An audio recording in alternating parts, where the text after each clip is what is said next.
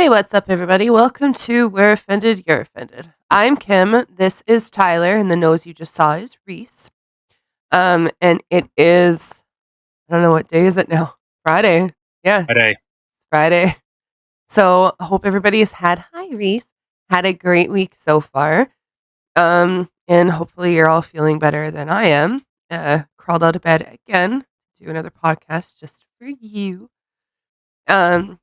So yeah. Have Hey, no, we didn't. We did it to make money. We did it to, make start money. speaking out about the shit that's happening in Canada. Make money. Well, no one else is talking about this stuff, or if they are, that's very limited. We don't make Everyone's any money. focused on, well, yeah.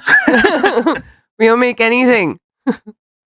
But Yet.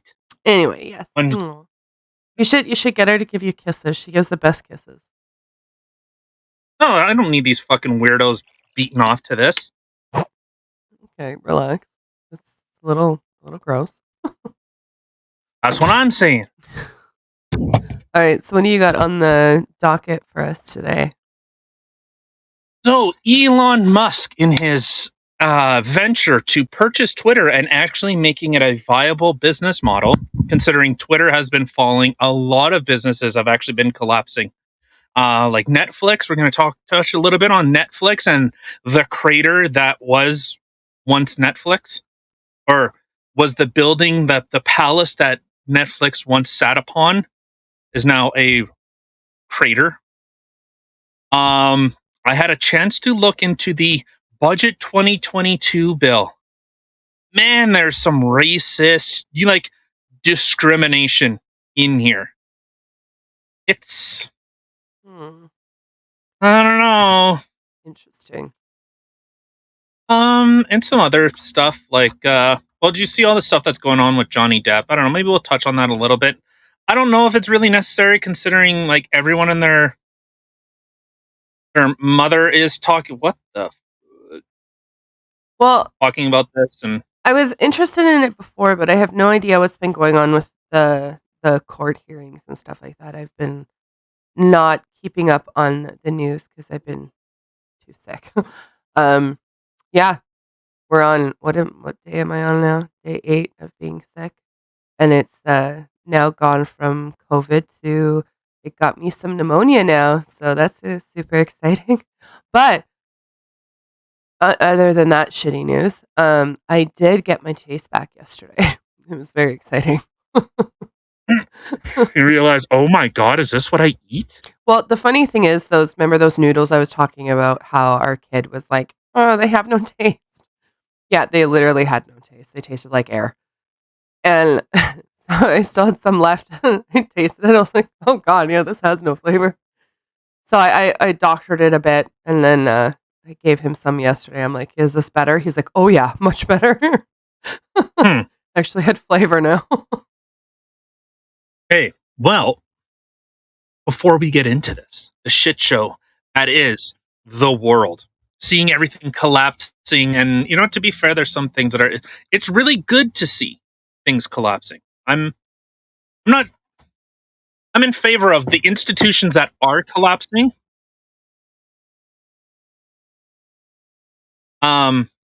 So of course, every Monday, Wednesday, Friday, we're on YouTube, Rumble, or on Spotify. So hit the Rumble button if you're on Rumble. Hit the subscribe buttons. Why don't you turn your camera off? You could do that. Or turn around, or anything other than I'm gonna cover it and pick my nose. Of course. All right. So yeah. If you're on YouTube, subscribe. Rumble, hit the Rumble button on Spotify or whatever Apple, Google thing. Leave us a review. But with that, share it. Right. Share it. Oh, and question of the day. I have a bit of a question of the day for you. How happy are you that CNN is actually collapsing before our very eyes? Is it really? Oh, okay. Well, see that gives me a little bit of tinglies. Oh, it's fallen. Well, they're well, we'll talk about that a little bit, but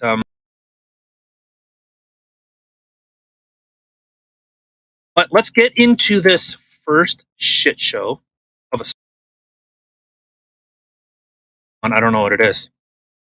Well, according to this is from the National Post, Justin Trudeau in the past 10 months has flown the equivalent of 3 times around the world in order to push the climate activism that he's pushing in his Seriously? budget 2020.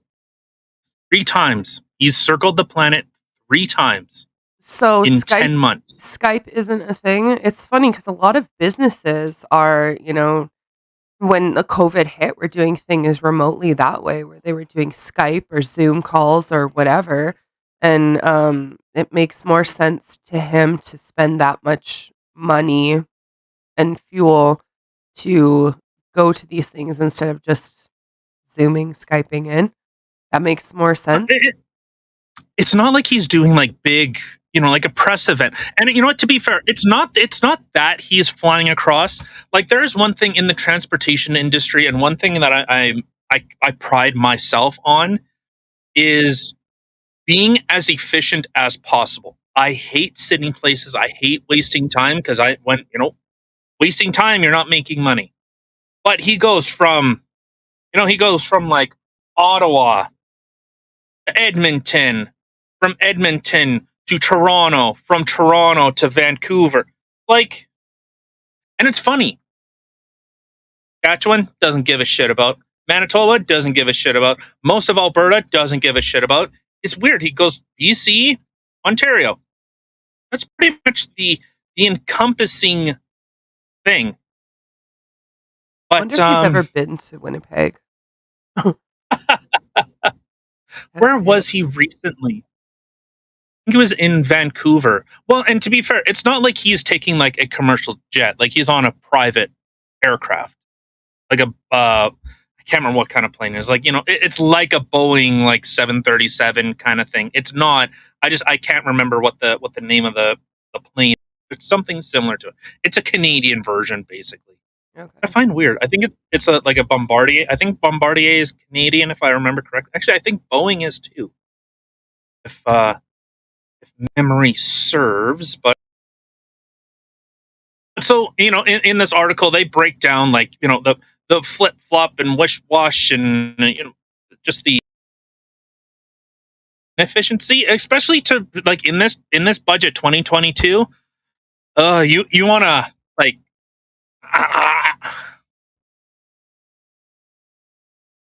Relax. Don't do it. You have so much to live for. I don't know. More and more I read this stupid crap, the more and more I might invest in toe triggers. You know what I'm saying? Oh, jeez. I was listening to a true crime podcast, and the husband had actually tried to spin that.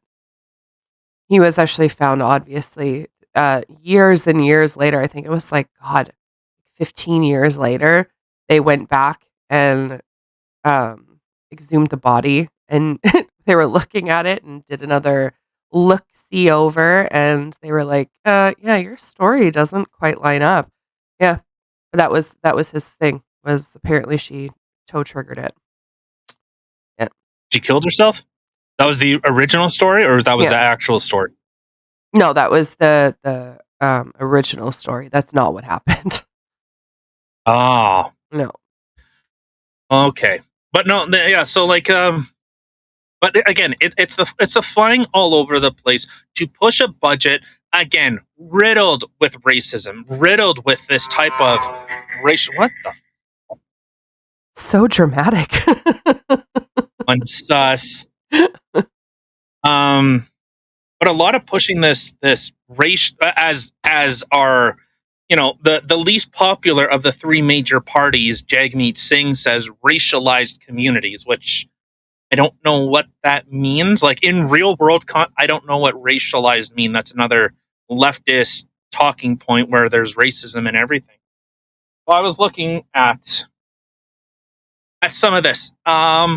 But so you're seeing, I said, 3 times around the planet in 10 months. And a lot of it is, well, I'm going on vacation somewhere.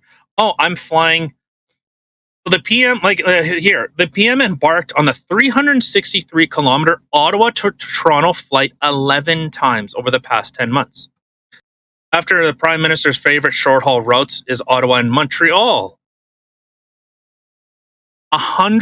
It takes an hour and a half. I'll say 2 hours from Ottawa to Montreal. It takes about two. I'll be generous and say it takes 2 hours with traffic. Oh, gotta take a plane. No, can't do a virtual thing. Can't do a virtual town hall. Can't do a virtual. Meet the communist dictator himself. Come sit with a communist day or something. Which makes no sense to me. Like, what's the difference? Oh, so you get to elbow bump somebody or shake their hand. Woo. It really makes no difference if you're in person or if you do things virtually. Like, if I got the chance to sit down with the Tom McDonald, I would be very happy with doing it virtually. Just having that conversation. Like, what does it matter? Well, and so there are so many people that are busy off doing their own things. Like, hey, come down to yeah, it would be great to have that opportunity. Like, hey, come down to our studio and sit and talk, and we'll do that. Well, with us, I'm all over North America. Like, the last place I am is home. And the States, yeah. No, well, that's North America. That's okay. part of it. See, when someone says North America, I think Canada. I never really include the States, but yeah. Well, normally North America. Well, that would include Mexico too, but you're seeing longest domestic flight 4,000 kilometers to go on vacation. Well, whatever. That's cool, I guess.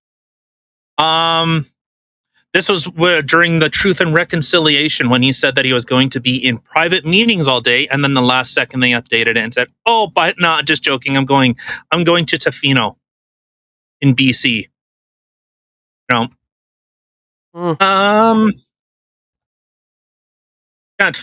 fly west for Easter holiday trip at Whistler immediately after returning from a Western Canada budget tour.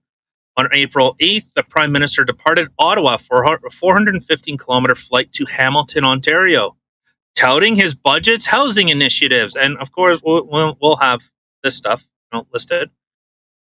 That evening, after going to Ottawa, that evening, flew another 900 kilometers to Edmonton. And then he talked about his small business cuts, which, yeah, sure, okay. Met with members of the Ukrainian and Afghan community and pitched green technology investments. Flight from Edmonton to Montreal, another 3,000 kilometers later that day, or over the next couple of days. Well, again, it's about being efficient. I get you don't. You see that video that came out that he says, I don't know how to do math. No. Like, I can't work with simple, basic numbers. I don't know how to do math. No. And he's like 12 plus 23. But I can't do it. Like, he's like, yeah, okay, sure. But even if he is, this guy can't figure out distances, basic. Well, and I mean, okay, I find it a little comical that he's flying around to discuss budgeting, and yet Right? He's wasting a bunch of money flying around when you have the capability, you have the technology to do things virtually. Yeah, so you're seeing, Prime Minister completed his final engagement of the day, a noon-hour press conference with Laval Mayor Stephen Boyer. Crews were preparing to depart later that afternoon to transport the Prime Minister and his family to Vancouver for a springtime ski trip in Whistler.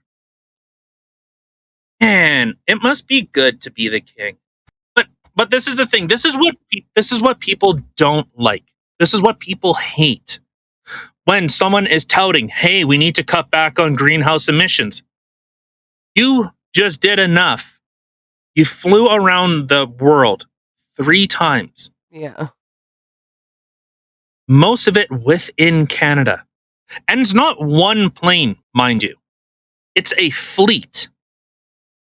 There are multiple planes. It's not just one. It's like 5, 6, 7. Well, of course, 'cause you gotta bring the whole frickin' all the homeboys, right? Well, that's normally in Hostage. his plane, but then you have the military has to escort, plus the motorcade and all this type of stuff. So, but you're seeing people are saying, "Hey, yeah, I'm in support of," and again, And the earthquakes start again. yeah, Reese, It's like get this over town here. with noises. It. But people see that and go, "Well, you're telling me to do this. You're telling me to cut back, and what are you doing? God damn it, fucking earthquake, bitch!" But you're telling us, you're telling the citizens, hey, yeah, we need to push these green, renewable, all this technology. Oh, we need to save the environment. We need to tax more so that we can save the environment. Well, as the quote unquote leader, should you not be the first one? You Like think. any leader in any type of business is the ones that are willing to go to the front lines and make those sacrifices to show, like, hey, if I can do it, you can do it. Yeah, that should be the way it is. It's, you know, lead by example, but apparently he's just really good at the whole, As I say, not as I do. yeah, 100%. Oh, my lips aren't matching my face. Well, and so like even if we move on to like the next article, like regarding like looking at this budget 2022. Oh my god, this dog. Shut up. Oh, Oh, but she shut up. sounds so cute. Can't deny it. Oh my god. Okay, but so I was looking at some things and some things that stood out to me. Oh, in terms of housing for first time home buyers, this new TFSA, in order for you to it's funny the example they use. Someone that's making between 50 and 100,000, well, the maximum that they can put in is about $8,000 per year. I like how they go from, like, to mid-class instead of talking about, like, the lower class. Because 50, that's even more than I make. Yeah, right? Yeah. To be fair, I don't. And for full disclosure, I own a business. I made $24,000. That's how much I took home. 24,000. Yeah. Oh, but anyways, so now what they're looking at doing is the government will help shoulder some of this carrying cost. So you could see here, so borrowing costs by sharing the cost of buying a home with the government. Oh, what Hold they hold hold buying a home with the government? What the fork does that mean? Yeah, No, no, no, no, that no, no. becomes what? No. No. I'm not no.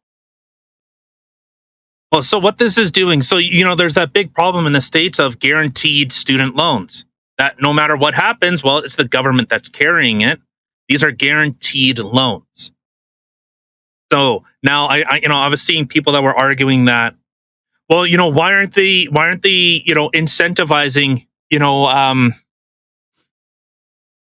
like in terms of like the dental care. Well, it's good that we can now finally afford dental care. Like dental care is free. I, do you not understand what taxes are? Like I have to ask that seriously, because everyone says, "Oh, your health care is free." No, it's not. Absolutely no, it's not. It comes through in the form of taxes. So you want, like, and you're seeing people, well, why isn't the government helping me? Well, there was literally this chick. I don't know if it's actually a chick, but on Twitter was saying, well, what is the government doing in order to secure a pension for me? What do you I have never relied on the government. I will never rely on the government. Like, you can see example after example. You see how ineffective they are because they have no accountability. They don't have people saying, "Hey, if you fuck up, you're out." Or you don't have people that can say, "Hey, then you know what? If you can't do the job, I'll find someone that will." But unfortunately, we're in a position where someone says, "Oh, you voted for me, so that means I can do whatever I want." No, you are supposed to be an elected representative. You are supposed to speak on behalf of us, not say, "Well, you elected me, now I'm going to go do my own thing."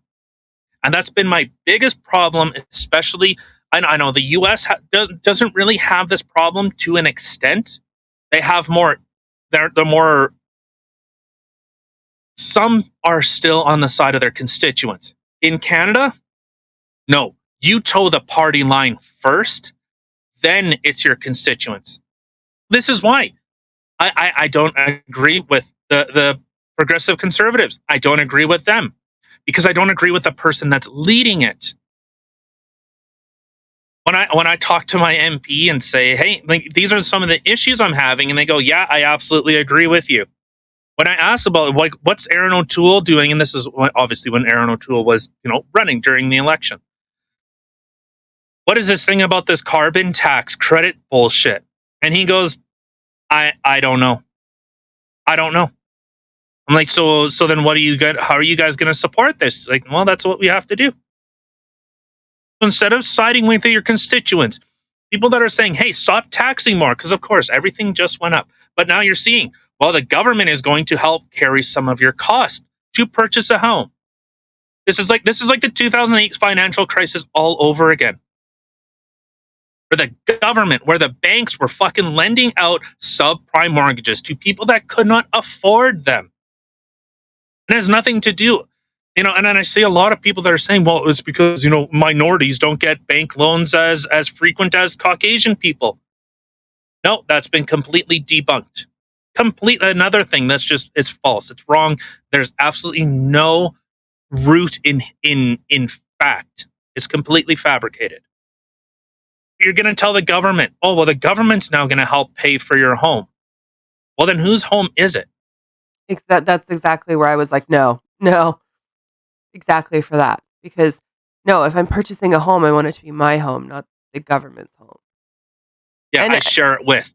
and I mean, it's such a That's catch-22 as well with the whole, um, dental and vision and stuff like that being covered. I mean, I think that people who don't have the benefits and stuff like that and can't afford it, I feel bad for those people who are out there and, they have bad toothaches or tooth problems and they can't get them fixed and, or they can't see properly or whatever. Like, I mean, I feel really bad for them and I think there needs to be some sort of, which there very well might be. I don't know, but some sort of line. there should be what? Like if you're making X amount of money and below, then this is kind of covered for you. Where if you're making above I that line, disagree. yeah, why? I 100% disagree because it becomes the expectation of, again, it's the middle class. Middle class gets taxed the heaviest. Employees get taxed the heaviest, and people don't understand the amount of that how the tax system is written is it squeezes the middle class. We are literally killing the middle class with taxes in order to fund the poorest of our society and the richest, and we subsidize the richest of our society. So instead of saying, "What can the government give me? Give me more, give me more," a lot of people, and this is the employee mentality of, "I deserve X. I deserve this." And that idea has never stood with me, especially with being a business owner. The idea of someone else saying, "I'm entitled to your work." That's what they're doing. I was seeing people were saying, "Well, for the dental care, finally, like, one place charges a lot and the other place charges very little." And I had responded with, "Yeah, that's called quality. Like, I pay my dentist a lot of money because they're good at their job. I pay the dental hygienist. I go there and I take care of my teeth. I limit the amount of time there. Even after I didn't go to the dentist for 6 years, they said, outside of like some plaque buildup, your teeth are great. They're perfect. Yeah, it must be nice. But I brush my teeth, I floss them, I rinse my it's basic stuff. And I understand the fringe cases, but we're gonna apply fringe cases to everything. Can you not like you can buy private medical insurance. Yeah, That is a thing you which can is do. expensive. Like, we've looked into that because when you switch jobs, the new job that you're at, they don't offer those benefits like your old job did. So we've looked into it and we've seen how expensive it is. Like, it's insane how expensive it is. So not everybody But can afford that. So that's why I said it's like a catch-22 because I can understand, how helpful that can be for people who can't afford it. Like, there was a long time there where I couldn't go to the dentist or get my eyes checked or whatever because I couldn't afford it. And I was even, you know, and then I had to buy benefits on top of that. But it's not everybody can afford to do that, unfortunately. But at the same time, it sucks because it all comes out in the taxes. So taxes get raised for everybody. And like you said, the middle class gets taxed the highest. So that's why I was saying it's a catch-22 because I can understand um, the benefits of it and I want to help people, but at the same time, it's I can like then it raises everything again. Like everything is already in a huge tax hike. We're in the carbon tax, all the other taxes that we have, plus food, gas, everything. Like the list can just keep going. Like it's insane right now. And well, then you're okay, going to so add another one. what what is the warning on when you're on a plane? What is the warning and that nobody Don't listens say to? bomb. Just kidding. Put your mask on first before you put the mask on others. Yeah. Yeah, help Secure yourself your first. mask first. Oh, and I'm not trying to say, hey, be selfish, but ensure that you are in a place where you are not expecting others to have a handout for you. It's as weird as this sounds. The church used to be a communal space. No, that used to be a focal point for the communities. Now it's government has stepped in and saying, well, we need to do this. Oh, well, welfare system isn't enough. Well, let's add a welfare system on top of the welfare system. Oh, you're a single parent. Well, we're going to give you more money to incentivize you in order to what? To not work, to not try and seek a meaningful employment, to not try and seek a career or something. No, I can understand how our system is kind of forked up. How, in some ways you think it's put there to help people, but in other ways it's literally put there to keep people down. When you look at our welfare system Yep. and stuff like that, like there are some times where, say, like let's just say I were to move out on my own and I couldn't afford it, and if I wanted to go And why on are you moving out? what? And why are you moving out? Well, I don't know. I'm just putting that there. I'm not moving out, but I'm just saying, like, let's just say I'm someone like I was moving out. Like, okay, say I'm a still living at home with my parents and I just want to get out. Okay. So Well, but that's your choice. That's your situation. That's what I don't understand. You're making the choice to leave. It's not my choice that you're leaving. That's what I don't understand. We're in such a society that we push like, hey, get the fuck out of the door. 18 years old, you don't even know how to balance a budget book. You don't understand the basis of economics, like at least going to work, paying taxes, understanding how much money you make and how much gets yanked, and you go, well, I'm gonna go wing it. no, This okay, is I coming get what from you're someone I saying. I worked when I get was it. 15 years old. Yeah, no. I understand what you're saying, but what I In the was, cart before the horse. yeah, I mean, what I was gonna say is like if just hypothetically speaking, if I were leaving and I couldn't afford Hmm. like whatever, or say something happened where we got a divorce and one of us had to leave or whatever because we can't stay in the house together, whatever the situation may be, if I couldn't afford being on my own. Like the amount of money that I make, I wouldn't be able to. I would have to give up a lot. I'd have to give up my vehicle. I'd have to give up, et cetera, et cetera, et cetera. Well, whatever. But say But that happens all the time. no, no, no, I know. Just hold on. But if I wanted to say go for welfare or whatever, they'd be like, no, no, no, you make too much money.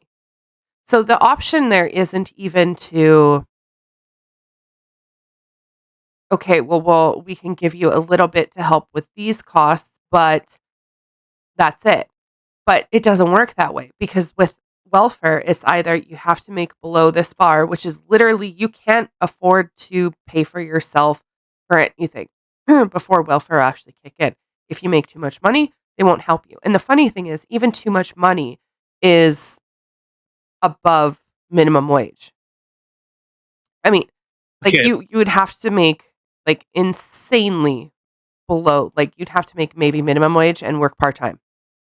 Like you wouldn't even I like it's but still, but I that's don't agree with it. no, I don't either. But this my point is that there are some systems that help keep you down because welfare doesn't help build you Yeah. up.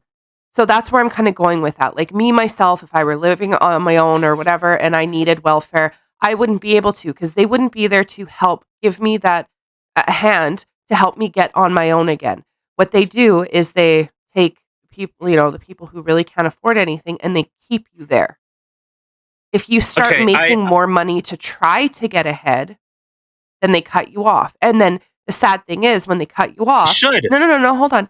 But then the sad thing is when they cut you off, it's still not enough for you to actually make it. Like they don't give you that there's not that middle ground where okay, we're going to cut you off because you make too much money and you can support yourself. You can't. You still can't support yourself, but we're going to cut you off because they don't want you to get ahead. They keep you low down in order for you I to have that help. I don't agree with that. I don't. How so? Okay, so let's look in your hypothetical situation. So a couple splits. Okay, well, in general, people's living circumstances change. Why is it the government's job in order for them, for me, for a taxpayer, to fund your lifestyle? It's not. It's not. We can like bypass that. Like my whole point wasn't that okay, I'm leaving now. I was just hypothetically just kind of giving you that example as to okay, this is where I am right now. Welfare is going to kick in because I'm making no money or but then the point Then was get a to job. show Get to work. the point was to show that they only help you out to kind of keep you at that bottom. They don't help you to try to bring you back up, to get you to a point where, okay, they're working on their own. Now they can afford to be on their own. So now we're going to cut you off and whatever. They don't. They'll cut you off before that because, and no, it's not the government's job, I guess, or the taxpayer's job to be supporting all these people. Yes, there are lots of places and people that can help support these people that shouldn't have to lay on the taxpayer's job. People have families. If you want to just up and leave your house because you want to up and leave your house, no, that should not be on the taxpayer to fund that. Absolutely not. I completely agree with that. My whole point of the story wasn't the I'm going to leave because of my choice and no that's not okay. But was just to show But you're conflating two different things. Someone in a circumstance they cannot help, as opposed to someone's decision. mhm, So if someone's, say your house burnt down, your car blew up in the house fire, and your boss fired you, or you had a mental episode, you had an accident at work that you are now unable to work.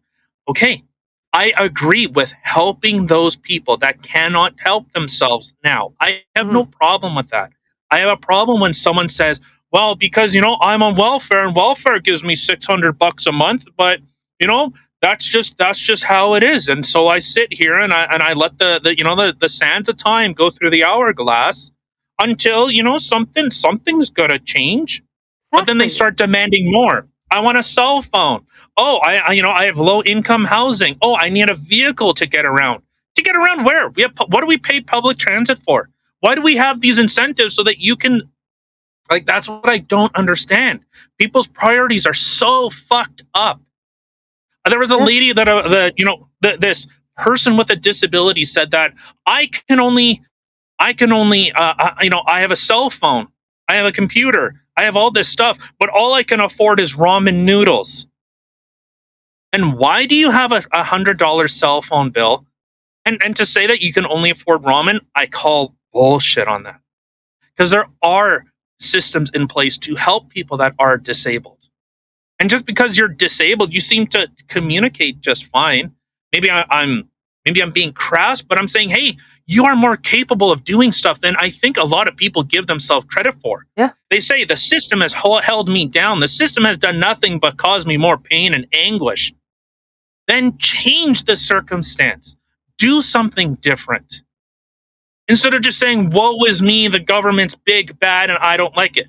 Change your circumstance. Start something. Well, and the thing is too, there's also working from home, especially through this whole COVID thing. Like a lot of places have adopted the whole working from home thing, but there are telemarketing jobs that you can be working from home. So if there's some sort of disability, I'm sure you can still sit on a phone, punch in numbers, and do whatever it is. Like, even though it's not something ideal, I used to do telephone surveys and I frickin' hated it and wanted to shoot myself. However, if that's literally the only thing that I could do, I would do it. How does the expression go? It's like a lot of people have a champagne lifestyle on a beer budget. Yeah. Yeah. That's a lot of it. And we're so focused in it. And I know we're kind of off topic from Budget 22, but this talks to the bigger idea of getting the government involved in what you want to do. The government created the problem. Remember, COVID didn't sign these policies. This was people's response. That's what this was. And now with record inflation, record unemployment, and they say, oh, well, our jobs are coming back. Oh, they're coming back stronger than ever. No, they're not. You are making less money now because of government spending, stagflation, industry, manufacturing being shut down. A lot of it. And then the government saying, well, now that we've got you by the short and curlies, well, how about if you want to buy a house, we'll help you. We'll help share that cost. So when you default on a loan that you already cannot afford, who owns the building? Government. Yeah, the government now owns your house. And this is the 2008 financial collapse, where banks being greedy. They were selling mortgages to people that could not afford them. They were making bets. This is how fucked up this system is that we have. They were making bets on how individual stock packages or mortgage packages would last. So if you had a subprime mortgage that was packaged in with all this AAA rated bonds and all this stuff, people were making bets on how long that package would default. That's how fucked up this system is, and we bailed those bankers out. We funded these massive manufacturing companies saying they're too big to fail. Oh, we had government literally step in and say, no matter how inefficient you are, no matter how little innovation you actually produce, no matter how little regulatory standards we have for you or how big regulatory standards we have for the banking industry, the automotive industry, they were failing. They were too big and too fat, and they couldn't move. Literally, a gigantic fucking fat person, like an 800-pound fat person.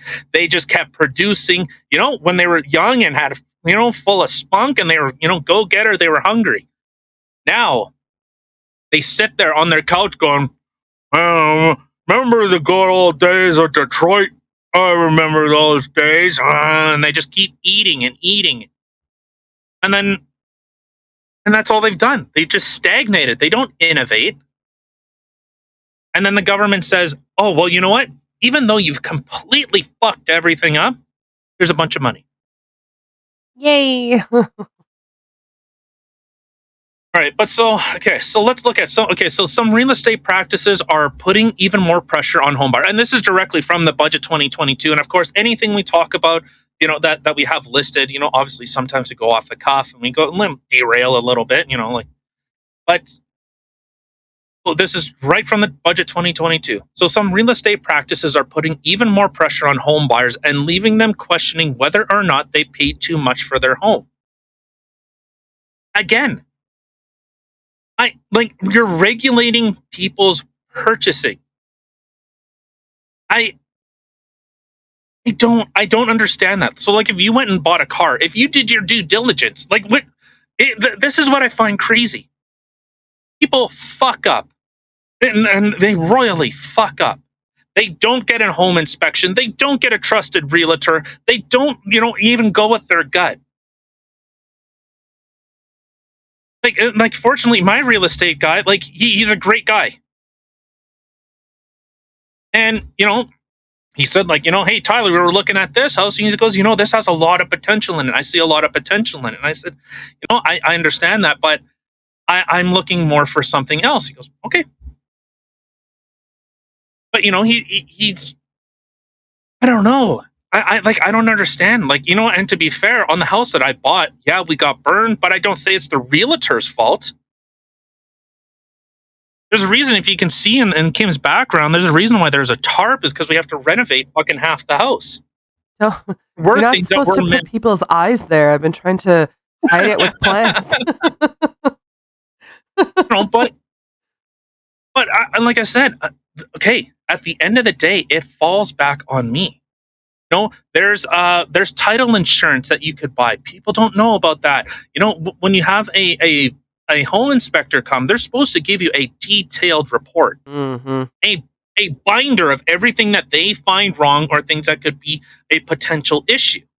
And then, okay, you can come back and go, hey, well, what is all this? Why am I going to give you, $300,000-$400,000 for a house when I need to do $100,000 worth of repairs to it? That, we're replacing personal responsibility, and we're just casting it off and saying, well, obviously it has to be somebody else's fault. Can't be my fault.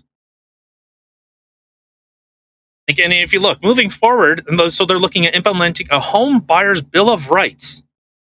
And unfair practices like blind bidding or asking buyers to waive their right to a home inspection can make the process of buying a home even more stressful for too many Canadians. They're trying to create a doctrine in which, if you're going to buy a house, well, you need to list what that house goes for. That's what most places do. If you look at it, so I was just looking at semi-trailers today. They're about $20,000-$30,000 above regular asking price. That's how the market is. You're literally trying to regulate the price on everything in the market. Blind bidding. Okay, well, you make a bid. This is how bidding works.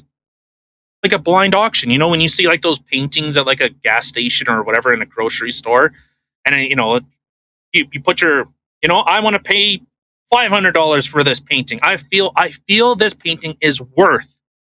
That's what you're saying. You just so you put your. You just made me think of the George painting. Yeah. No, but you're saying this is what I feel it's worth, and that's how everything in a capitalist society works. And we're pushing further and further where we need the government to regulate how much people can buy a home for, how much people are allowed to actually borrow. We're pushing people more into that direction of, hey, a little caveat emptor, come on. Oh, a little buyer beware. You gotta fucking think a little bit. And I'm seeing this more and more. Blind bidding. Okay, well, in terms of, say, when someone says oh, well, I got a $1 million baseball card collection. In theory, yeah. But your thing only has worth compared to what someone is willing to buy it for. And that's how all of this stuff works. A lot of people, like I said, in buying trailers, they're people are willing to spend that extra $10,000-$20,000 on a piece of equipment. So that's what they're going to do. I don't. with the amount of inflation that has been increasing, pricing houses out. And you know what? To be fair, I do agree with a lot of the stuff that's in this budget. But it's like the government created the problem, and now they're like, oh well, even though we created the problem, now we're going to take more power to help you solve it. Yeah. Yeah, it's gonna solve it It, real it's well. it'd be like a doctor writing you a prescription for like opioids, and then when you come back and like you're all, oh fuck, I'm all fucked up, doc. I need to get off the OxyContin. What have you? And he's like, oh here, I have a prescription to get you off of that. Here you go. You know, you you make the disease and you make the cure. Fucking Yeah. brilliant, brilliant. Well, to be fair, that's how the majority of prescriptions actually work. Because what's going to happen? Okay, well, you might get prescribed one thing to help with one ailment, and then it's going to end up causing something else, or it could potentially cause other issues. So then you have to get a prescription to fix that issue. But then that prescription could also cause other side effects and issues.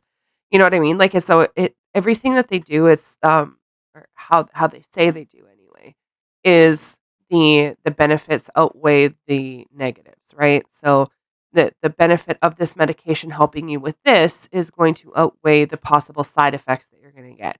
But even though some of Yeah, the side effects you can get with medication, they're freaking scary. Like they are scary. yeah. Well, and so I guess to continue on with his budget, so I was looking at like the Minister of Housing and Diversity and Inclusion. Well, that perked my ears up. Like, who the fuck? Really? This is okay.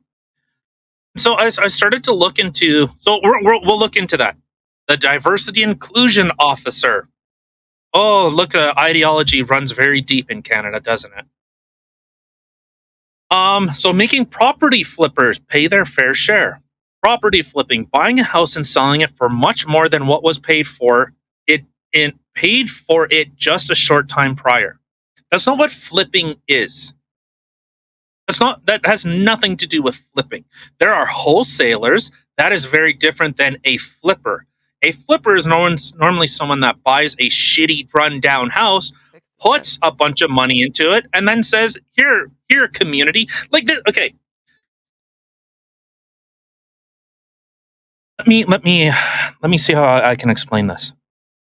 So I have a friend of mine. He's a property. Well, he's more or less a property developer, and he buys property in broken down, in the North End kind of area, Point Douglas, the not so good areas of Winnipeg. And he puts a lot of money into there to making the community safer, to make it appealing for people to want to move in there.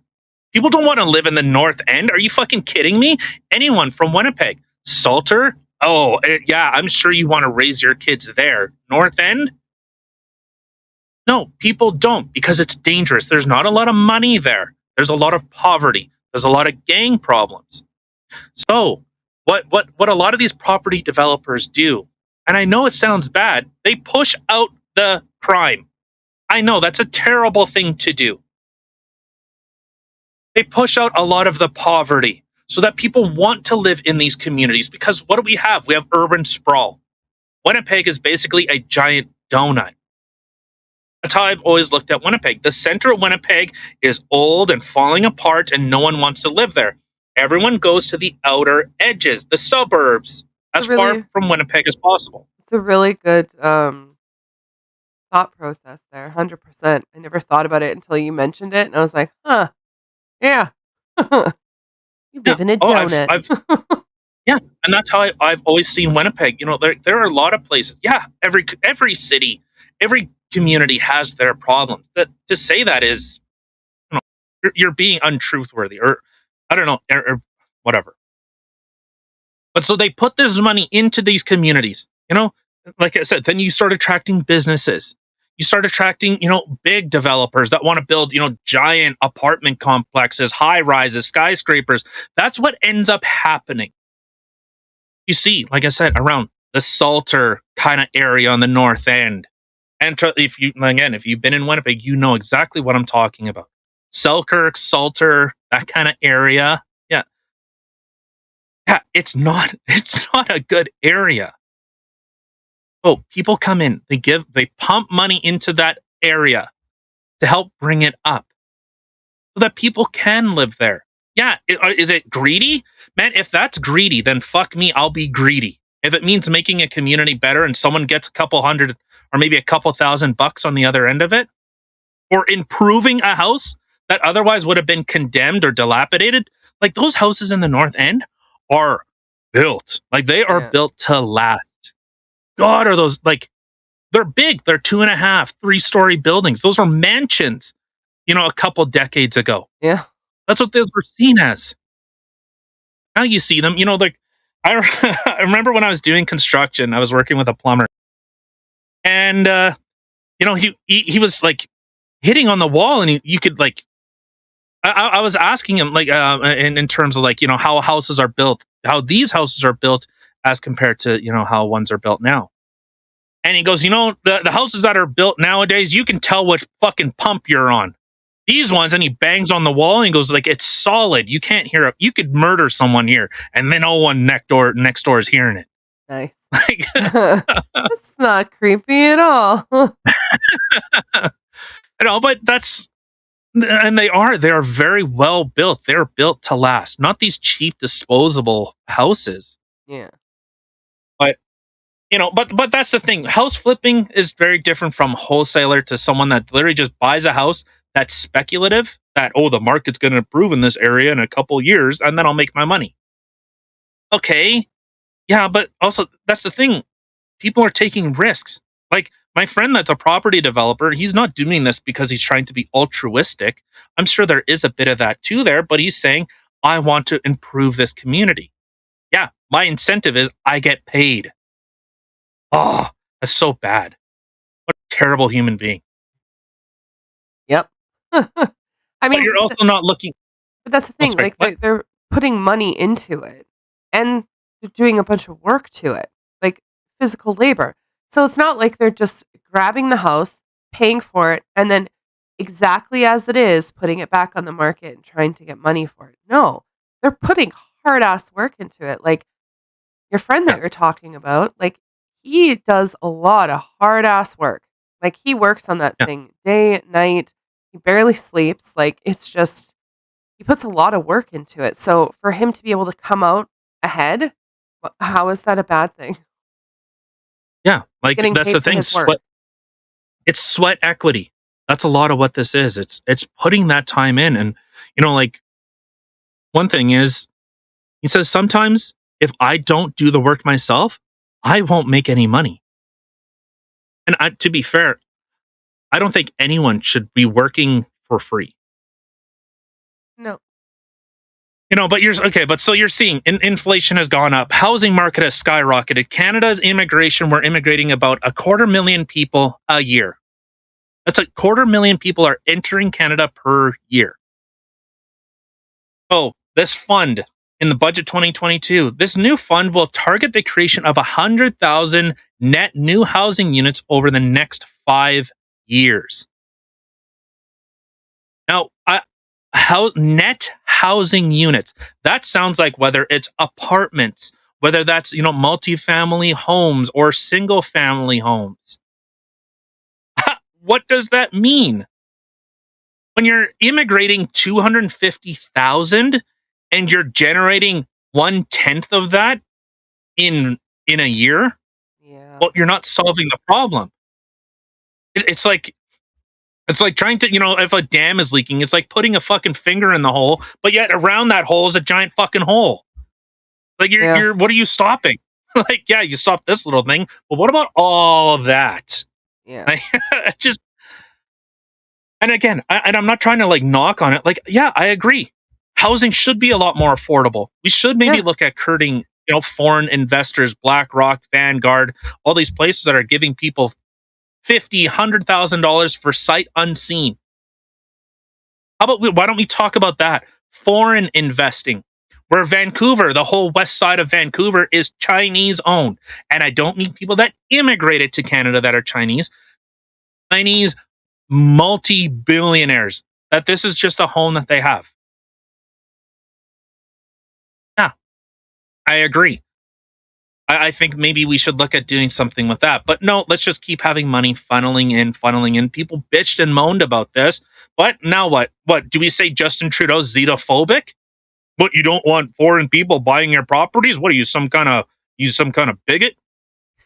Obviously, I'm not going to say that because I'm not I'm not a dick. I'm an asshole. I'm not a dick. Story. Right, but let's look at this other one.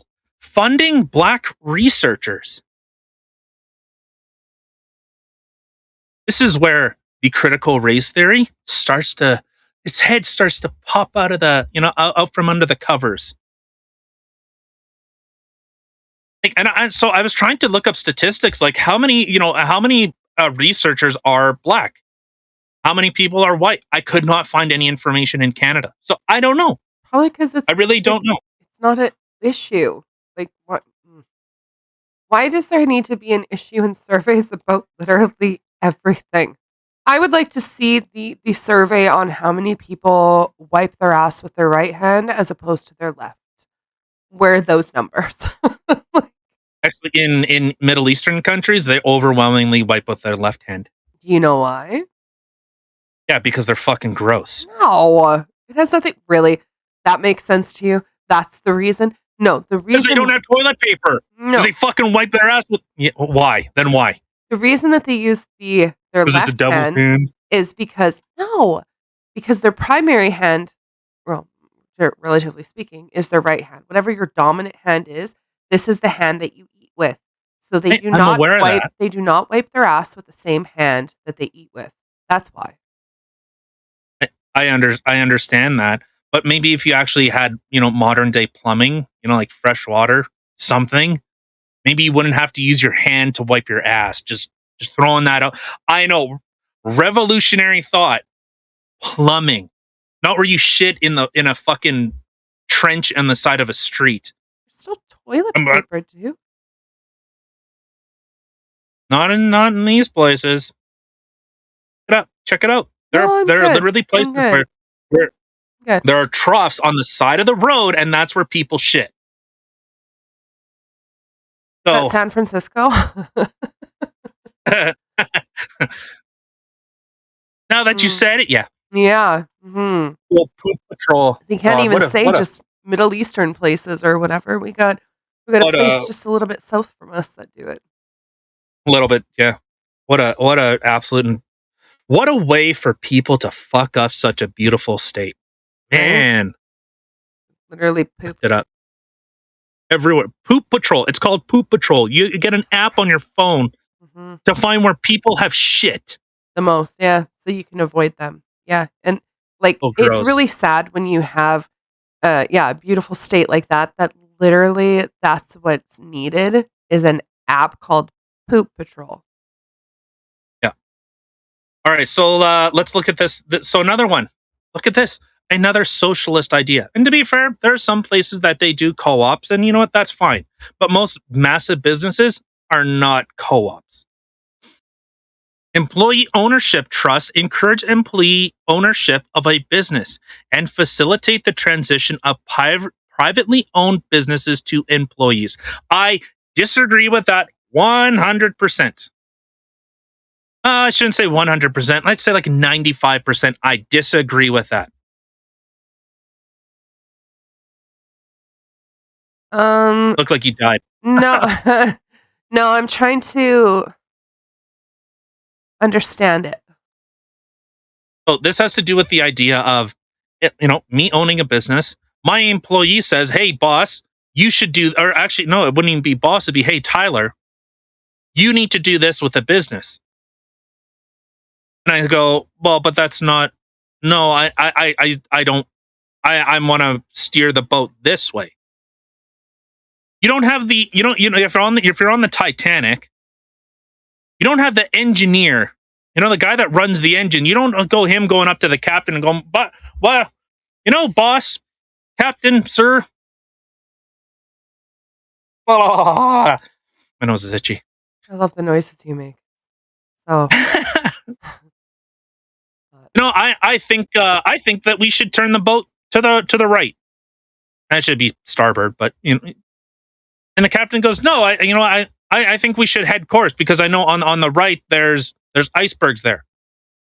To be fair, in the story of the Titanic, the fucking thing hit an iceberg. Not the story, but the history of it. But someone that doesn't know the expertise, that someone doesn't know the intricacies, and saying the business needs to go this way. Well, the employee, and this is the big problem. Again, this truck that I am sitting in right now, $250,000, $250,000. That trailer that I have behind this wall is another $150,000. $375,000 of just equipment here. Just equipment, not including the $100,000 worth of equipment that I have inside the trailer. So we're looking at about $500,000 worth of equipment. Not equipment, of stuff. Oh, and to be fair, in the transportation industry, there are a lot of guys that just don't care. They don't care. Almost every place that I have ran with said company guys don't care. I was going to say, They won't. company guys don't. No. And there are a lot of places that are saying, we're going towards owner-operated ran fleets. As company guys, they don't check reefer temperatures, they don't check tires, they don't do anything that's supposed to be part of their mandated duties. Like, we are mandated to pre-trip a truck to ensure that the equipment is safe to operate. And they don't. Because they don't care. So that same person that does not care, that literally when at the end of the day says, "Here's my keys," and walks off. I'll see you in a couple of days when I decide to come back. Yeah. Oh, they have no stake in it. They don't have the contracts. They didn't sign for the equipment. Their name isn't on the building. Their name isn't on the bill of sale. But they have a say in what the business does. Can you imagine if no.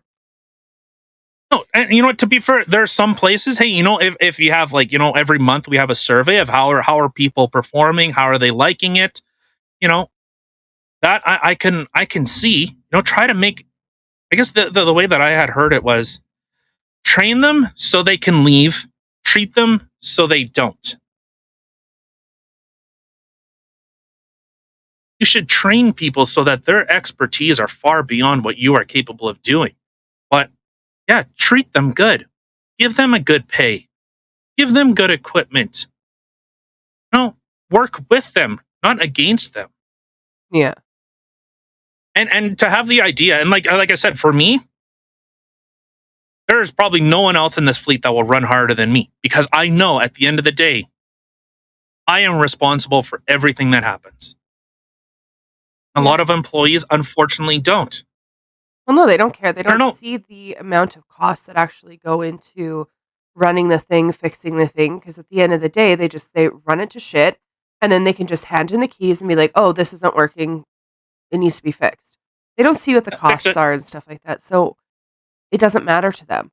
Which, it's not all people. Like, when you were a company guy before you were an owner-operator, you treated your truck like gold. Like, whatever. Pride. Yeah, you were not one of those people. But there are a lot of those people that are like that. Those Too people? many. Yeah, those people. It's pretty racist. Which of those people? There's, those truckers. Yep. Yeah. No, but that's always one thing that I prided myself was I am a face of a company. I am a representative, like back when I was a company guy. So I took the time to take care of the equipment. And my I understand that it's a general statement to say all company employees are dog shit. Obviously, that's a very general statement. But a lot say, well, I need to do this, or I'm parking it. I need to go do this, or they don't want to. What the fuck is going on here? What is this? No, you got an alfalfa thing happening in your beard. Yeah. But okay. So, anyways, I don't want to harp on this too much because we do have some other stuff to get into. But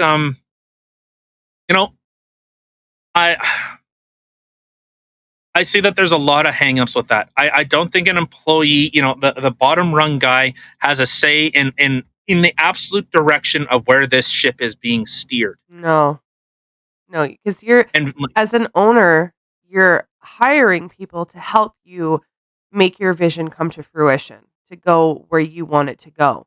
Now, you're not hiring somebody to then dictate where the company is going to go. That's your company. well, and if you want to look at it one way, uh, for me, I am bearing all that risk. Like I said, easily $1 million in the transportation industry is nothing. That is not a lot of money. Like, Unfortunately, no. as crazy as that sounds, but I am responsible for all of it, and that becomes if the employee says, "Oh well, no, I don't want to do that." Okay, now what? Who does that fall on? But whatever. I'll It'd be something else, but I have a problem with trying to mandate that businesses need to be employee owned co-ops. I No, I don't like it. Right. So I was looking into what when I seen that the Ministry of Housing and Diversity. So it is what the hell? Hassan, fuck is this idiot? Or he's an idiot because he's pushing the same thing, the identity politics. Oh, Canada is racist. Canada is fundamentally racist. So we have this article from CTV News that he says, so instinctively my back goes up when a police cruiser comes behind me as I drive. Does your back go up when you have a police cruiser behind you? Huh. I think everyone's does because they go, oh, fuck. Yep. The best driver you'll ever see in the world is when a cop is behind them. Yep. 10 and, they'll be 10 and 2 and they'll, Yeah, your signals stop 3 seconds at the stop sign. Yeah. Oh, 100%. You're suddenly a perfect driver. Yeah, 100%. So, and this is supposed to be the Minister of Housing, who is now the Diversity and Inclusion Officer. Oh, and this in this article, so he says you just have to look at the history of racial profiling in Canada. It is a reality for far too many Black men and women. Okay. I still get followed around in stores, Hassan said. He described one such experience, saying that while shopping for cold medicine once with a member of his staff, he was followed from the moment he stepped into the store. I'm sure. I'm gonna step out on a limb and I'm gonna say bullshit. Or you conveniently leave out a lot of information. I looked at my staff member who was on the other side of the store and she was not followed. But followed by what? Was it a customer trying to help you? Did you twist it? What? Like, did you have your hood up and you're all covered and shifty eyed? Like what? Or were you in a nice suit? What? Because a lot of how you present yourself to the world is how people, how they interact with you. Yeah. But he says, she happened to not be a member of the Black community. So this is the minister of, the die cult bullshit. Obviously makes a lot of money peddling racism, and then says, "Oh well, you're not a part of a racialized community." I was surprised that I was being followed around, and for me, I was not. I was not surprised, but it's not about me. Yeah, it is. It's about this very common reality for many, far too many people in our country, and it's important for us to acknowledge it. So again, this is what I find ridiculous. This is what I find actually quite disturbing. The leaders, the people that are supposed to be making policies inside of Canada, are going, yeah, Canada's racist. Absolutely, Canada's racist. It's inherently racist. No, people are racist. Show me one law. In fact, I'll walk that back. Canada is very racist because if you're white, you don't get government grants. Oh, let's give more funding to Black researchers. Which is funny because in our demographic, in our breakdown of different ethnicities, it's pretty on par. It's it's almost exactly on par with the demographic of the country. So where is Canada racist? Where? Asian people are a minority. They have some of the highest income in North America. Where's the racialization there? Oh, but because they're so smart. So we actually hold them back. But Black communities or even Aboriginal communities, who we literally tell them, hey, here's all this money, have no incentive to try to better your life. We'll just keep giving you stuff over and over and over so that you have no incentive. Welfare program on fucking steroids. Yeah. To say, have no incentive to actually try and improve your life. Become a great scientist. I don't give a I would love to see an Aboriginal person that, leaves one of their rundown fucking reserves, the third world reserves, and become a great scientist. Fantastic. Because that benefits us all. Yeah. I don't care. I don't care what color your skin is. I don't care what color your, what you got between your legs. I don't care. I possibly could not care less. It would be a great story. But give them no incentive. Yes, perpetuate a culture that is riddled with no opportunity.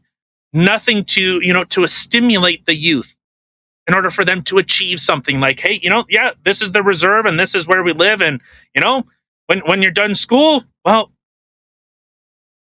I don't know, go do something. Or a lot of them don't go to school because of what residential schools did. So if you want to talk about racism, how about you look at the very government that you seem to support, Hussen? Why don't you look at that? How about you look at your fearless leader's father, who called them savages? Yeah. Who championed wanting to beat the white or the native out of them? Yeah, but this is what I'm talking about. So, yes, focus on an absolute minority, and say that because of this one instance, therefore everyone is. Well, you sound pretty fucking racist to me. I don't know. I honestly, I didn't even know his name, and I heard this story, or I didn't know his skin color. He says he's black. Apparently, he's from Somalia. So listen to that racism. Listen to how it's just oozing with racism. A Somali immigrant has one of the highest offices in Canada. Fuck, are we racist? 100%. Yep. Should have sent him back on the boat. That's how racist we are. And funny, I don't say like, oh, because he's black. And this is what I struggle to understand. I really do. Because this is built on misinformation, on ruling by emotion. Now, how does that expression go? Anecdotes make great stories, but they're terrible for statistics. Yeah. The funny thing is, if I were to walk into a store and I were to think, say I'm having, I think that I look like shit today. I'm like, oh, okay, I just went out in my pajamas, my hair's a mess, I don't have my makeup on, but I had to run to the store quick.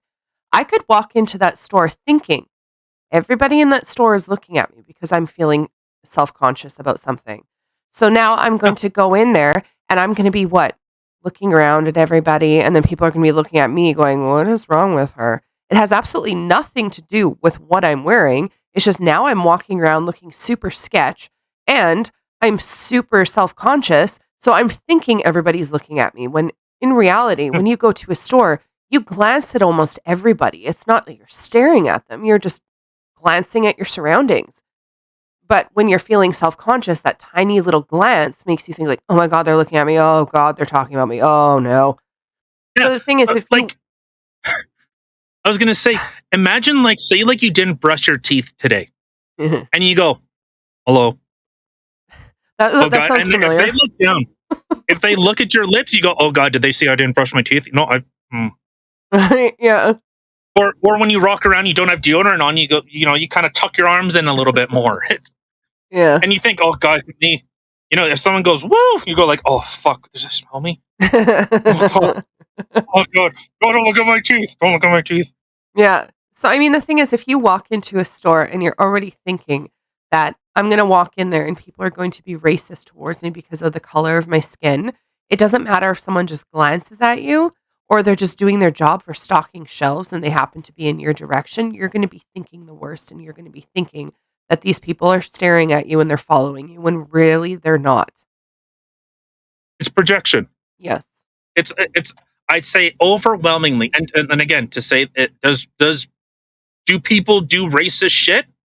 Yeah, yeah, absolutely. And this is why I say in most places they're actually quite overtly racist.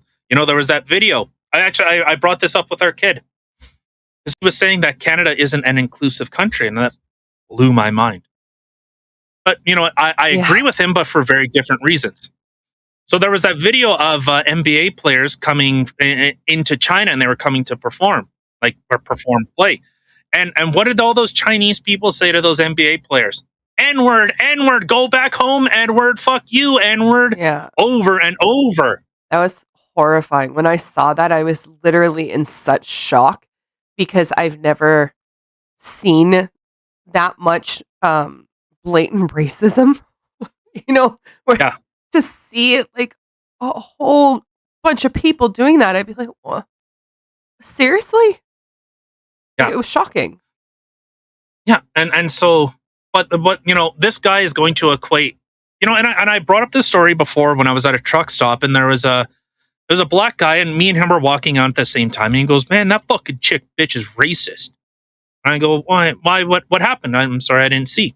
And he explains the story. You know, I walked in here, and she kept looking at me, and and so I said to her, she's like, "You're harassing me," and she laughed it off, going, "Oh yeah, I'm harassing you."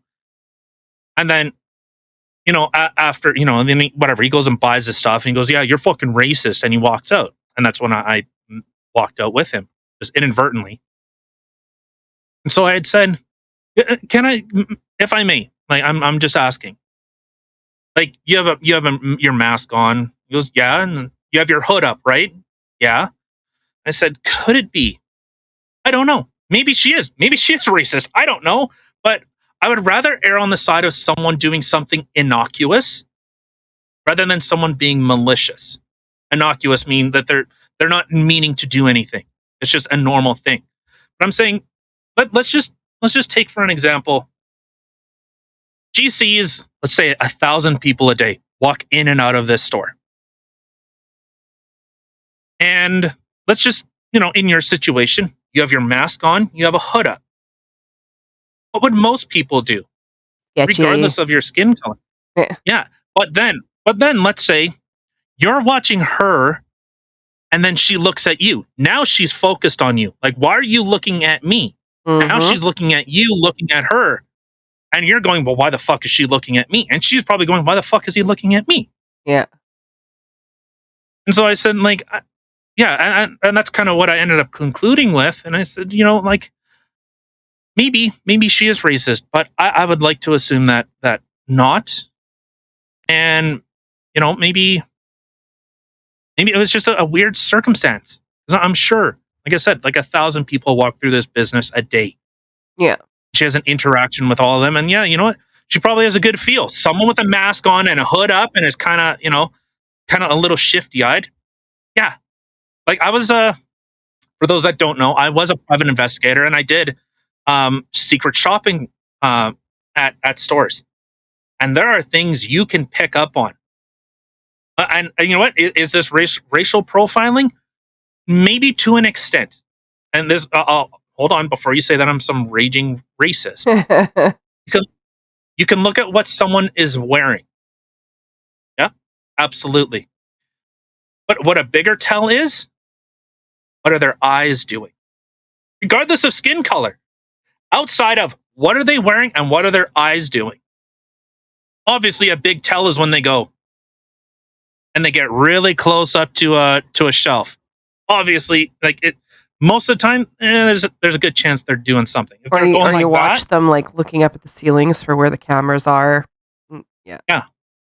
To be fair, I do that all the time. Like I always look like where are the cameras and all that type of stuff. That's just something that I've picked up, but it had Sketchy. nothing to do with skin color, but it did have to do with, certain tells, certain triggers. You pick up on these types of things. Like, I arrested, white people. I arrested brown, native, black, fucking young, old, the whole gambit, wealthy, poor. There was no shortage on who I had to arrest. No shortage. But it was not like there are certain demographics in certain areas. And if you want to get back to the North End, a lot of crime happens there. Yeah. So okay, so let's all right, so let's keep going. I know we've been going for a long time, but maybe yeah. Okay, so I wanted to look at this quickly. So this is a breakdown of hate crimes in Canada.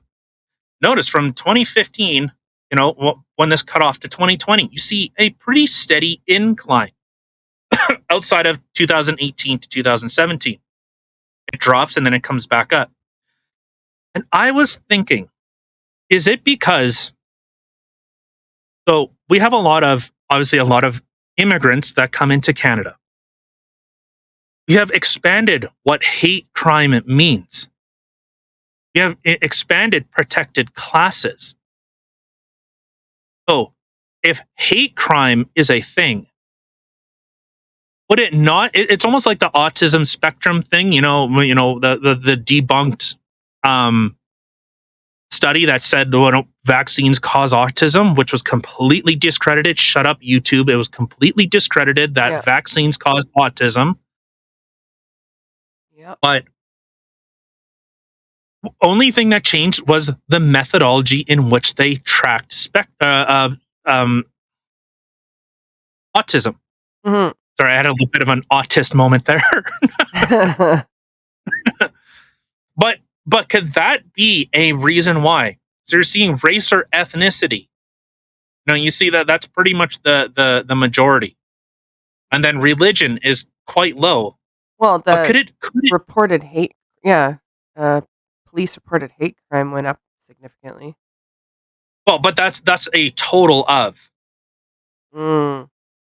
And then here's the breakdown. Oh, that's the breakdown. Oh, okay. I gotcha now. Okay, then the race is the the biggest jump I see there. I'm actually surprised the sexual orientation one went down. Same with the religion. Again, so if you want to look at this is for 33 million people of reported hate crimes. Less than 0.01,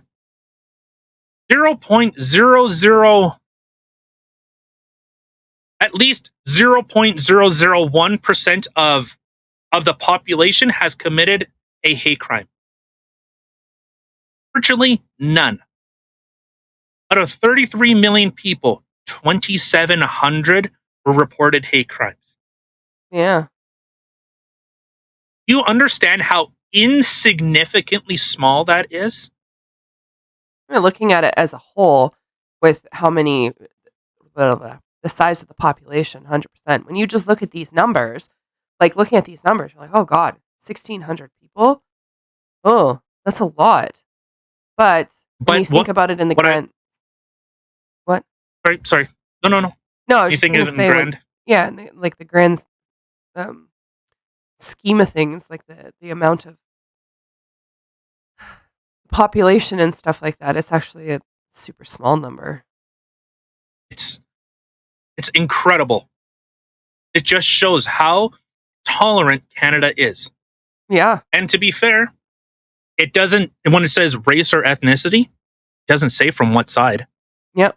Is this minority on minority? Is this minority on majority? What? There's no breakdown for that. No. Religion? Okay, weird. That's been going down, even though everyone and their mother, including me, rag on Christianity. Yeah. Sexual orientation, but you're seeing there's such a focus on it. I remember hearing it. It's like the supply does not meet the demand in terms of racism, so they need to fabricate it. See, Hussen saying, well, I got followed in a store. To be fair, I follow everyone in a store, especially when I was a private investigator. If you gave me a tell, if I was able to pick up on something that I'm going to investigate a little bit further. But if it's an employee out in the open saying, "Hello, sir, how can I help you today?" It's like a pushy salesman. Fuck, I hate that. Fuck. They've lost a sale because of that. But so this is another thing that in the budget 2022, funding cultural history and sport.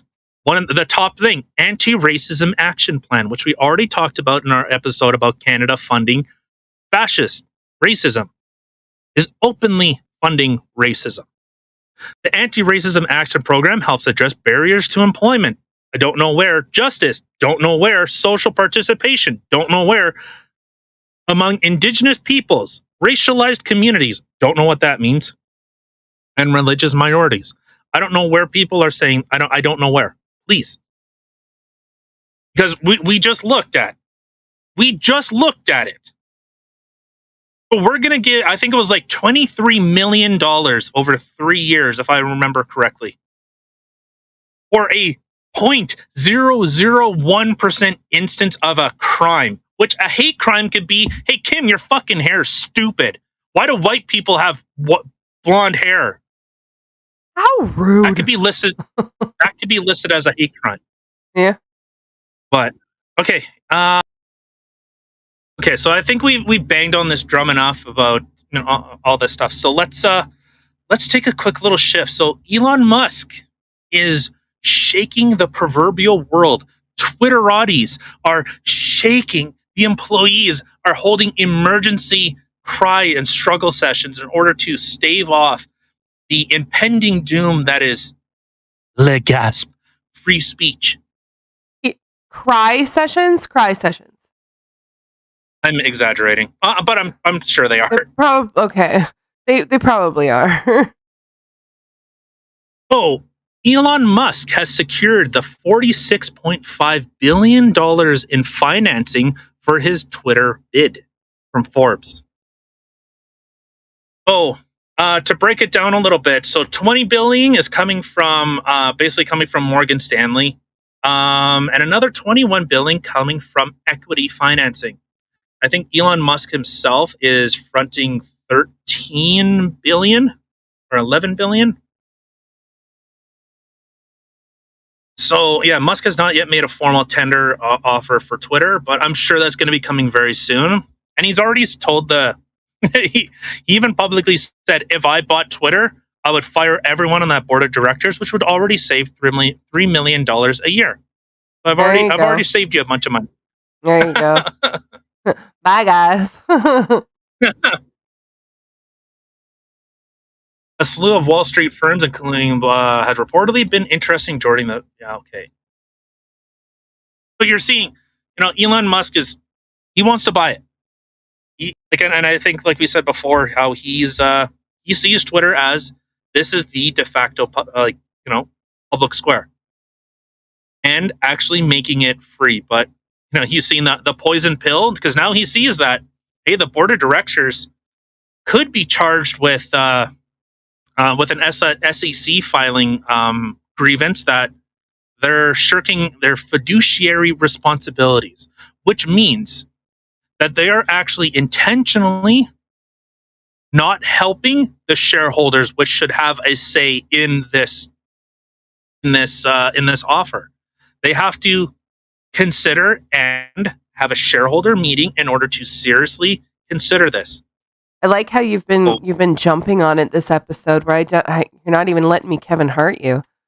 As soon as you say a word that I'm about to hit the button, you go and explain it. Scary. See that I'm actually correct. What if a fiduciary is a person or organization that acts on behalf of a person or persons and is legally bound to act solely in their best interest? So the board of directors, obviously, they should be working with the shareholders, because that is who the company is beholden to, is the shareholders. So if they're actively trying to basically crater their own company, oh, then there's potential for lawsuits there. And Elon Musk has said, okay, well, if the board doesn't want to do this, then I'm going to go after the shareholders. I'll talk to the shareholders directly and buy them out. Well, and above what they're asking for. I like him. And, yeah, it seems like they've lost interest and won't be doing, okay, well, whatever. All right, so let's look at this other one quickly. So CNN Plus started 21 days ago. CNN Plus, this big, CNN was going to be this new hotness with all these fantastic shows and all this, exclusive content. No. Okay. It was basically CNN that you got for free. Now you just paid money. So this is from the Post Millennial. So CNN has initially planned to invest around $1 billion in the streaming service over the next 4 years. Well, they canceled it within a month. At the end of the month, they're canceling it. CNN executives originally expected to bring around 2 million subscribers. Oh, shit. 10,000. When this first started, 20,000 people signed up. 20,000. They're down to 10,000 in less than a month. Ooh. So this is their big lofty, this is the the big pie in the sky. Oh, we're going to have 2 million subscribers within the first year and 15 to 18 million in the next 4. They've only gone, they went boop. They just cratered. But so you're seeing CNN is dying. And since Discovery bought CNN, a lot of people are interested. The CFO from CNN resigned. I can't remember if he resigned or he was fired. One of the two. Yeah, the chief financial officer. So this the person that's supposed to be in charge of all the money and making sure, the money's going where it needs to go. Nah, gone. Really? They left. Why? Yeah. Oh, according to a report by Axios released on Wednesday, the service suspended all external marketing spending for CNN Plus and has laid off CNN's longtime chief financial officers as it weighs what to do with the subscription streaming service moving forward. They're canceling it. It's done. Well, I wonder if it's because of the fact that he was behind or in the idea of launching this thing and it clearly failed. Oh, big time. They spent around $300 million. $300 million to launch this thing.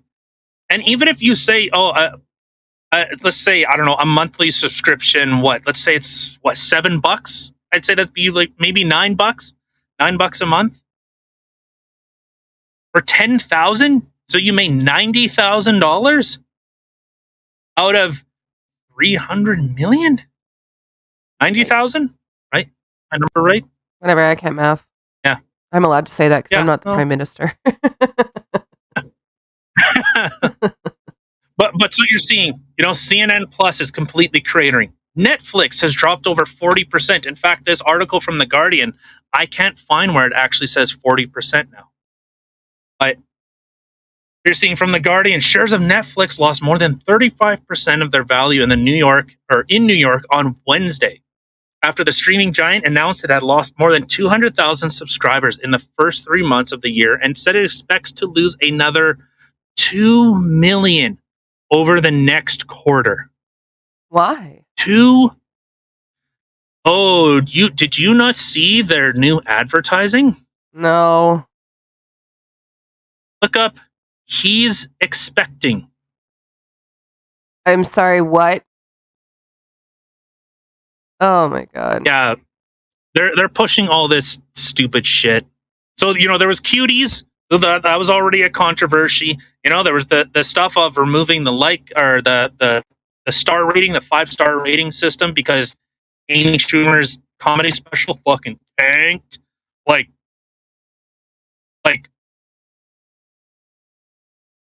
No one liked it. It got cratered. It got ratioed in the worst way possible. He's expecting. What? This is the amazing thing that you're seeing coming out of all the millions. Netflix is $1 trillion. Oh, I lost him. Interesting. We'll just continue looking here because this is disturbing me. Let's take it to YouTube, guys.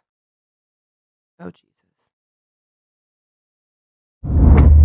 50年ほど前、世界各地で男性妊娠の報告が相次ぎました。檜山さん、あなたは妊娠しています。妊娠？オッケー、完璧だな、檜山。This reminds me of like 子供持つとか現 really 実 not 的 as に無理です。 funny as 来る twins ときいつも Arnold 来るよね。ごめん、仕事帰り。私健太郎の彼女じゃないんだからさ。俺たち相性いいでしょ。男性妊娠ってやつ？男の人が子供産んでくれるなんていい時代になったよね。思わず私の子なのって言っちゃった。それ男が言うやつ。中絶同意書。秋の言ってることってさ、その辺の男どもと一緒だよ。一日中吐き気するし、上司にも睨まれてるし、すでに生活に支障出てんの。ごめんごめん。それどうしたんですか？ This is insane. Oh, come on. しっかりからこう染み出てくるね。はい。 Oh, sorry. While you cut out, I decided to play the trailer for everybody. 妊娠なんかする男なんかさ。 This is insane. 親だけが人生じゃないなって思ったりもするのよね。うちの会社の仕事しない？シンガポールで。 This is 向こうに住まなきゃできないよね。こういうキャリアの積み方したかったんじゃないの？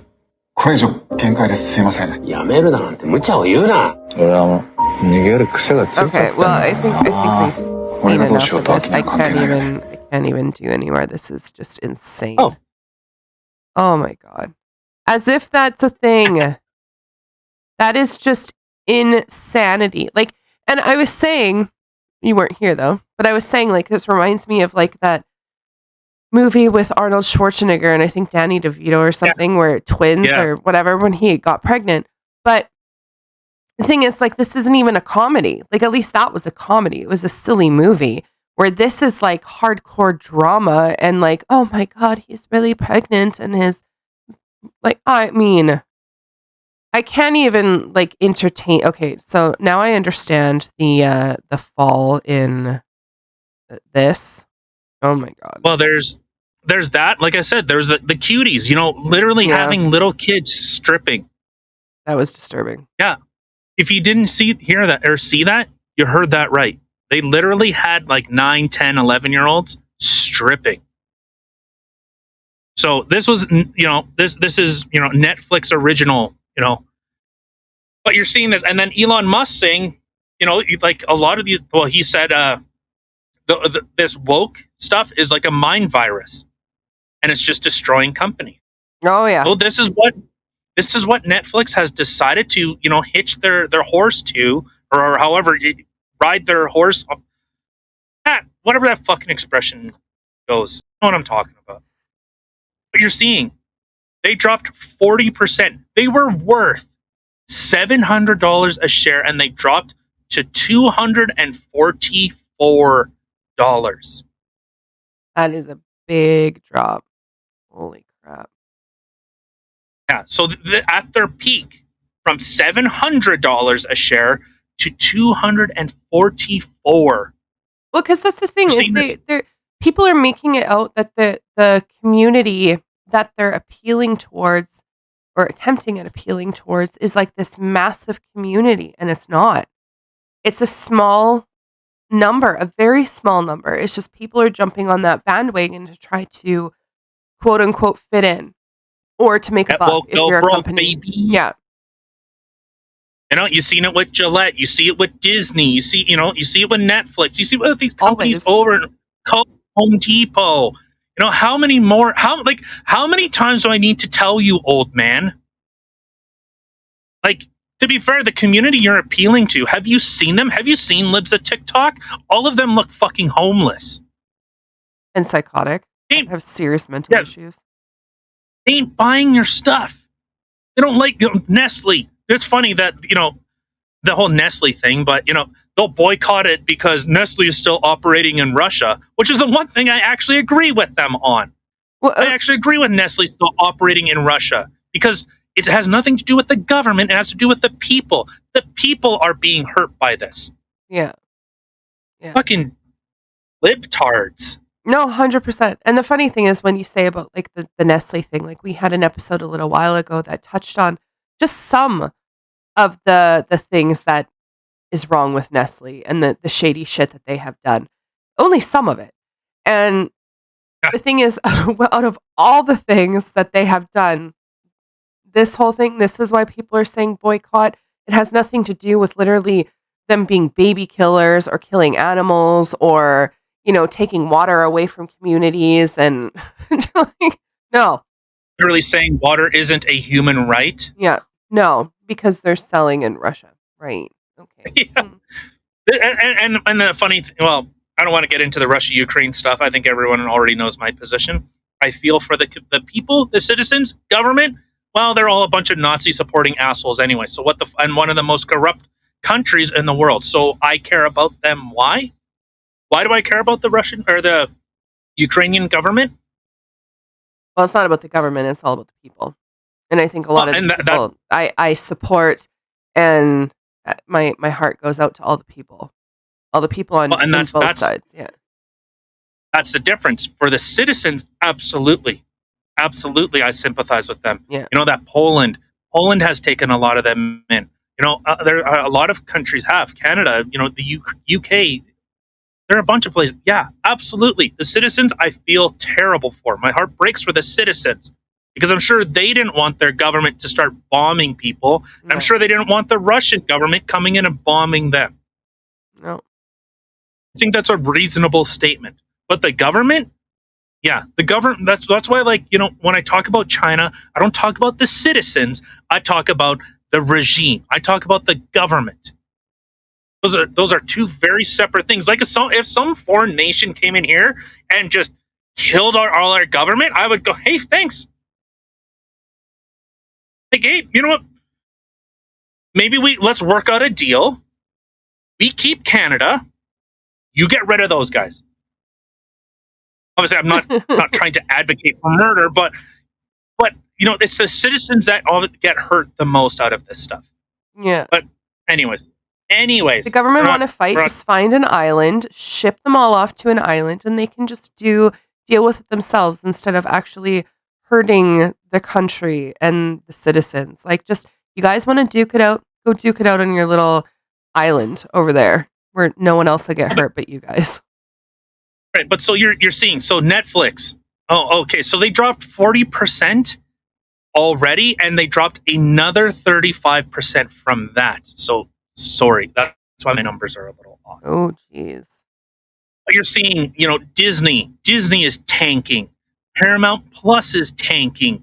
HBO, you're seeing all these streaming services, and it's whenever these businesses get sent into the news, people go, "Oh fuck, that's right, I have a Netflix account. Cancel it. Like, I'm not watching it anyways. Cancel it." But they're cracking down on people that are sharing accounts. Like, they've already upped their price to $16, but that's the thing. You're making you're a trillion with a T, $1.009 trillion company. That's insane. And okay, but I don't know. You're just seeing it more and more. COVID lockdowns are a lot of the restrictions have gone. Okay, well, and people are looking at this and go, oh yeah, what am I watching Netflix for? Like, summer's coming around, more people are going outside. Okay, well, we don't need Netflix. Maybe we'll sign up in the fall. Or they just totally forget because they're not interested in it anymore. You're seeing more and more. Oh, Netflix is pushing he's pregnant. This is the quality programming. This is why Amazon Prime and their fucking Amazon Video, woke garbage. No one wants it. And the people that want it don't even go watch it. So you fucked yourself both ways. Well, and even if they do, again, it's such a small number of people that it's not going to make that huge of a difference. Like, it's so much pandering. And I would like to think that maybe with seeing some of the numbers dropping in some of these things, that maybe people are finally realizing that and taking a stand. I'm hoping. I don't know. That might be ignorant, wishful Go thinking, broke. but yeah. Yeah, people are like, for me, yeah, I'm sick of it. I hate going on YouTube. I wish Rumble's user interface was better. I would much rather go on Rumble and watch stuff there. Yeah. But you're seeing more and more.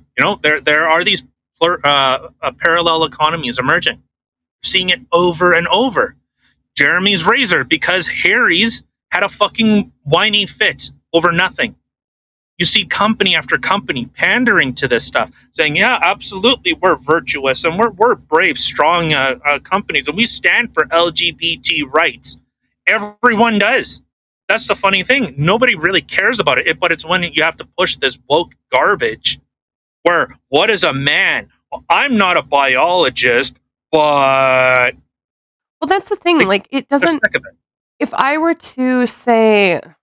I don't know, go in a store and buy a product, I'm not thinking to myself, does this company support a fat blonde girl? Like, or a Ukrainian person, or Polish, or English, or Scottish. Like, I'm not sitting there thinking, does these companies support these type of things? No. The funny thing is, if a company came out and said, we don't like selling to black people, everyone would boycott it. That's the funny thing. If someone said, we don't want gay people buying from us, they wouldn't stick around. Yeah. But they're saying, oh, well, we only want to pander to the LGBTQ community. Okay, well, then you're pandering to maybe, but the thing is, you keep widening this umbrella. This circus show, this, carnival fucking show, where you keep adding more and more letters and more make-believe to it. And then, oh, well, look, up to 50% of the population can be under this umbrella. Yeah, sure, if you keep, making up terms and throwing people in it and saying, well, actually, you're a heteronormative, sometimes pansexual individual. Sure. See, now you're part of the community. You're part of the alphabet soup community.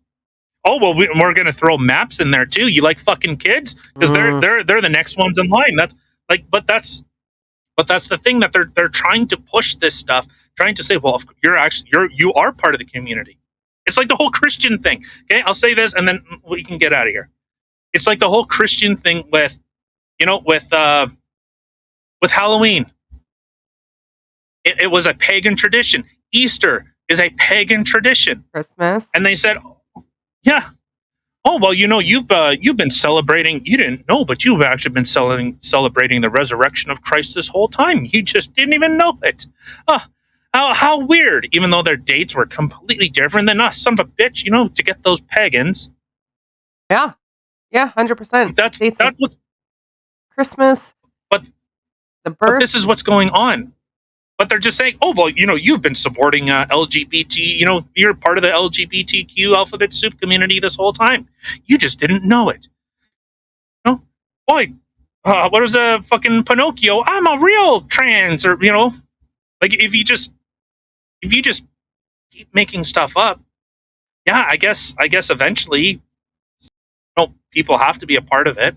Well, and that's the thing too, that, like, honestly, like, I feel bad for the actual transgender people who are out there, because just like the gay people when I was younger, like, they went through a lot. They went through a lot of ridicule, a lot of bullying, and they had to endure a lot of pain in order for people to learn how to accept them. And now that you have a community that's finally accepting gay people, finally accepting transgender people, and then you have people who are literally making a mockery of it. They're turning it into a lark, like, they're just, oh, let's keep adding this and let's keep adding that, da da da da da da. And then it starts looking, when you have those people, like those crazy leftist people that we've seen, that girl, boy, whatever it was in that school thing, you just, it makes everybody look bad. Like, it makes all those people look bad. So then if someone were to come up to you and be like, hi, I'm transgender, someone is not going to be as accepting now. And that's my whole thing that I've talked about before. It's literally creating a lot of racist, hateful people. Yeah, people that are actually, and it's interesting because, like I've said before, I don't care. I could not possibly care less what you are. It's when you say, if because you refuse to invalidate me, I don't exist. How about I just don't respect you? How about because of how you talk to people? How about, you think you are deserving of my respect, just like I feel that I am deserving of yours? Yeah. But no, it's but you're seeing it more and more. A lot of these companies, you're seeing that the Daily Wire is coming out with movies. They're doing, kids shows, and you know what? They're Christian, but if I have to pick a poison, I'd rather fight with a bunch of Christians than a bunch of communists, socialists, Yeah. people that literally got rich. It's there are a lot of like Twitch, and for those that don't know, Twitch is like a streaming platform. You typically play video games, and people come and hang out, and they have fun. Yeah. But you're seeing, people that got rich off of Twitch, and then they go, "Oh well, I'm actually I'm a socialist." It's like, well, weird, because you have $1 million house and you have like 40 pairs of shoes and you have all this beautiful stuff, and then you come and say, "Well, actually, capitalism is bad." No, you are literally the product of capitalism. You are selling a product as cheap as possible to the amount of as many people as humanly possible. That's how it works. But you just they get rich off of it. Netflix got huge because they dethroned Blockbuster. Well, that is how capitalism works. Get a better product to more people for less. Yeah, people didn't That's how capitalism works. Yeah, they didn't have to go to the movie store anymore to rent the movies. Well, think they started out by they were shipping out DVDs and then you'd mail them back. That's how Netflix used to be. Oh, that's right. That's Then they did like video games too. I forgot about that. Oh, yeah. Okay, all right. Well, let's get out of here. Everyone have a good weekend. Bye. Yes, thank you everybody for taking the time to sit down and listen to things that we have to talk about and let you know what's going on in the world today. Again, hope everybody had a great week. Anything we discussed is listed in the description box below. Also, wherever you can find us to listen to us. Don't forget to like, subscribe, and share. And hope everybody has a fantastic weekend. Yeah, stay healthy. Okay. Bye, guys. COVID.